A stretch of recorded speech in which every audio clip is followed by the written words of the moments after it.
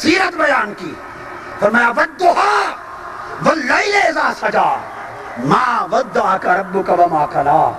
اے چاشت کے مکھڑے والے، اے رات تیری رات کی طرح سیاہ زلفوں والے، مجھے تیرے مکھڑے کی قسم، مجھے تیری تاریک زلفوں کی قسم، ما ودعک ربک وما قلی، آپ کا رب نہ آپ سے روٹھا ہے نہ اس نے آپ کو چھوڑا ہے۔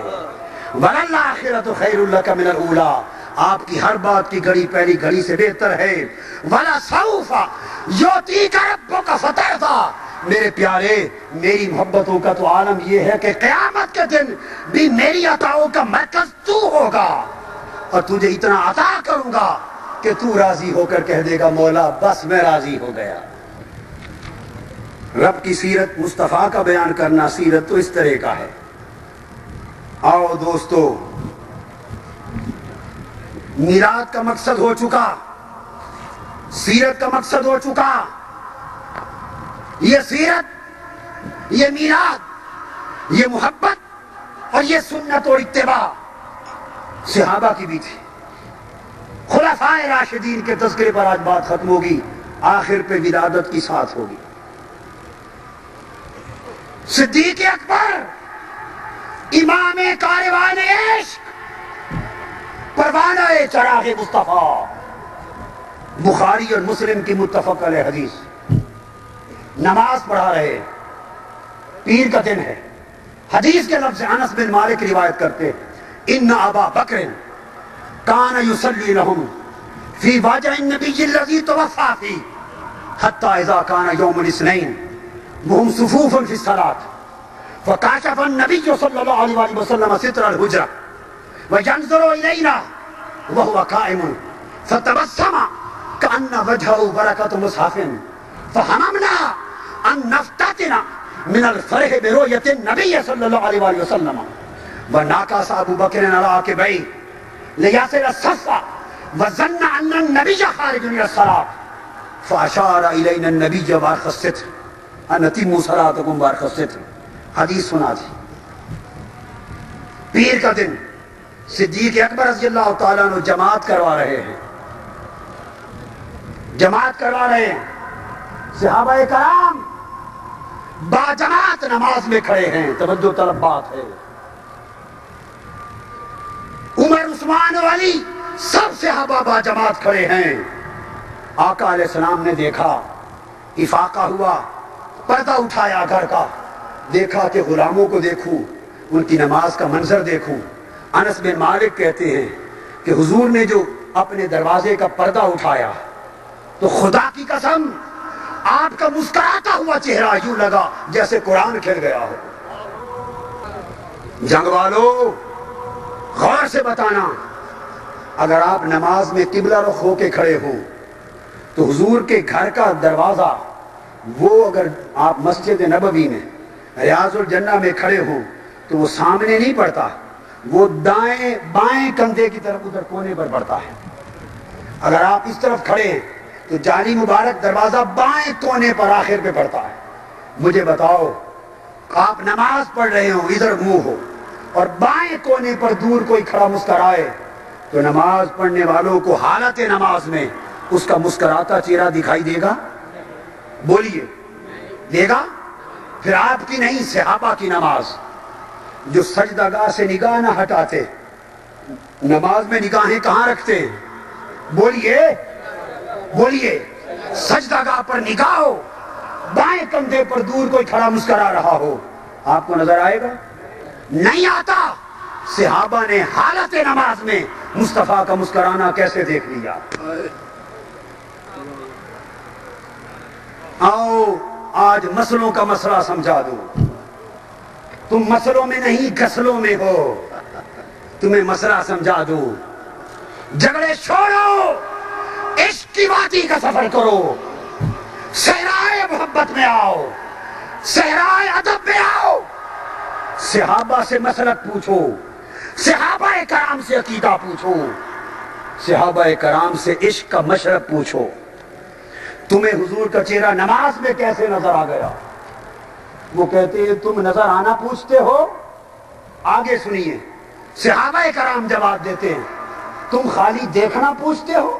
فہممنا ان نفتتن من الفرح برؤیت النبی، کہتے ہیں خدا کی قسم خالی دیکھنا، ہائے ہائے ہائے، جب پردہ اٹھا آواز آئی پردہ اٹھنے کی اور چہرے مصطفیٰ سے نور کی جھلک نکلی، مسجد نبی میں پڑی، صحابہ کرام سمجھ گئے کہ محبوب آ گیا ہے، ارے محبوب آ گیا ہے، محبوب آ گیا ہے، سمجھ گئے۔ عقل نے کہا، عقل نے چہرہ ادھر سے نہ پھیرو،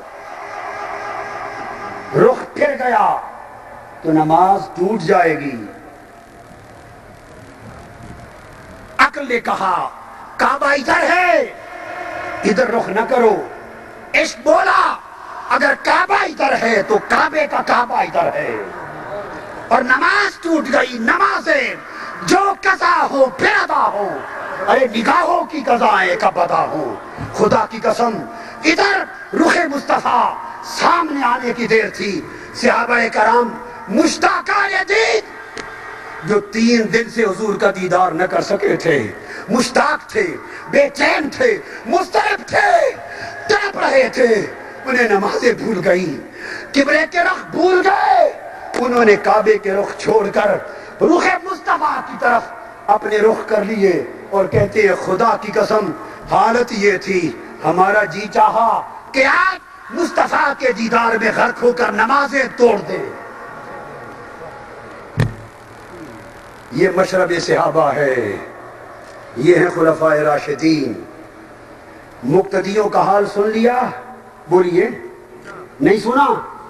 ذرا امام کا حال بھی دیکھ لو۔ آئے یہ حال ہے عمر کا، یہ حال ہے عثمان و علی کا، مقتدی ہیں۔ ذرا امام کا حال بھی دیکھو، صدیق اکبر، انہوں نے سنا سمجھا کہ شاید مصطفیٰ باہر تشریف لائے ہیں آقا، انہوں نے خدا کی نماز پڑھتے ہوئے خدا کی عبادت کے دوران مصطفیٰ کے ادب میں مصلی چھوڑ دیا۔ صحابہ کرام نے مصطفیٰ کی محبت میں رخ موڑ لیا، صدیق اکبر نے مصطفیٰ کے ادب میں مصلی چھوڑ دیا۔ ہائے ہائے ہائے، حضور نے دیکھا کہ میں جو دیکھنے چاہتا تھا جانثاروں کا حال دیکھ چکا۔ ہائے ہائے، حدیث میں آپ کا نے پردہ گرا دیا اور اشارہ کر کے فرمایا اپنی نمازیں جاری رکھو، اور مصطفیٰ اندر واپس تشریف لے گئے۔ نہیں فرمایا کہ تمہاری نمازیں ٹوٹ گئی دوبارہ پڑھ لو، اتموا صلاتکم، نمازیں مکمل کر لو، عدو نہیں فرمایا، نہیں فرمایا لوٹا دو ٹوٹ گئی، تو رخ پھر گئے، مصلے چھوٹ گئے، مگر نمازیں قائم رہیں۔ کیوں کہ رخ ادھر سے پھرا تھا، ادھر کعبے کا کعبہ سامنے۔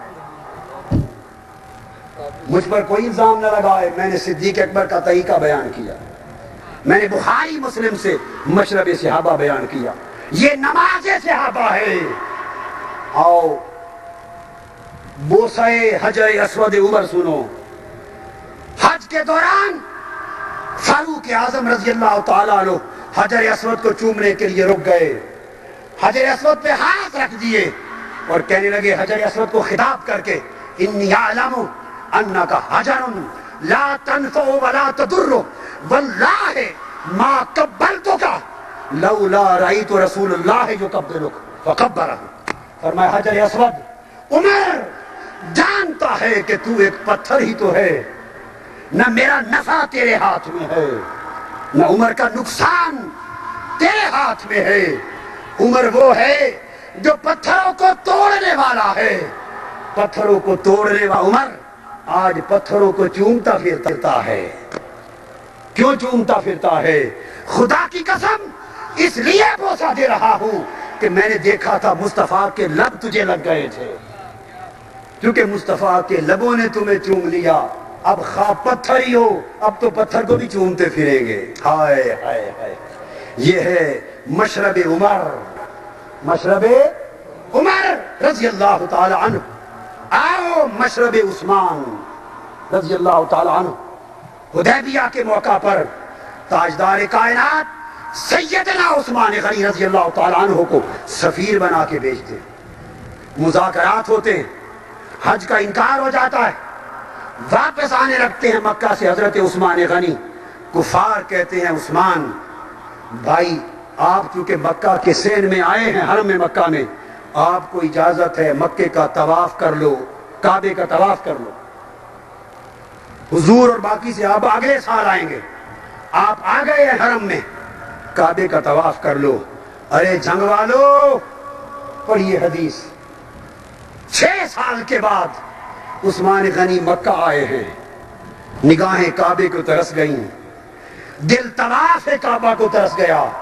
6 برس کے بعد حرم کعبہ کے اندر کھڑے ہیں، سوچتے ہیں کہ کیا قرآن میں کہیں منع آئی ہے کہ حضور ساتھ نہ ہو تو طواف نہ کرنا؟ قرآن جواب دیتا ہے نہیں، ایسا کوئی حکم نہیں کہ حضور ساتھ نہ ہو تو طواف نہ کیا جائے. قرآن کہتا ہے ایسا کوئی حکم نہیں. عثمان حدیث کی طرف دیکھتے ہیں کہ کیا کوئی حدیث ہے جس میں حکم ہو کہ حضور ساتھ نہ ہو تو طواف نہ کریں. حدیث جواب دیتی ہے عثمان ایسا حدیث میں بھی کوئی حکم نہیں. عثمان سوچتے ہیں کیا آتے ہوئے میرے مصطفیٰ نے مجھے روک کر بھیجا تھا کہ عثمان اگر میں ساتھ نہ ہوں تو اکیلے طواف نہ کرنا؟ جواب آتا ہے حضور نے منع کر کے بھی نہیں بھیجا تھا، قرآن نے بھی اجازت دے دی، حدیث نے بھی اجازت دے دی، مصطفیٰ نے بھی منع نہ کیا. جب ہر سمت سے اجازت ہو گئی عثمان نے عشق سے پوچھا، ہائے ہائے ہائے، عثمان نے دل سے پوچھا اور کفار سے مخاطب ہوئے، فرمانے لگے بدبخت کافرو، تم نے عثمان کا اور حضور کے غلاموں کا ایمان نہیں سمجھا. تم کہتے ہو میں اپنے مصطفیٰ کے بغیر اس کعبے کا طواف کر لوں؟ خدا کی قسم مصطفیٰ کے بغیر ہم کعبے کو جانتے کیا تھے؟ مصطفیٰ کے بغیر اس کعبے کو کعبہ بنایا کس نے تھا؟ ہمیں اس کعبے کا کعبہ ہونا بتایا کس نے تھا؟ ہم تو بت پوجتے تھے.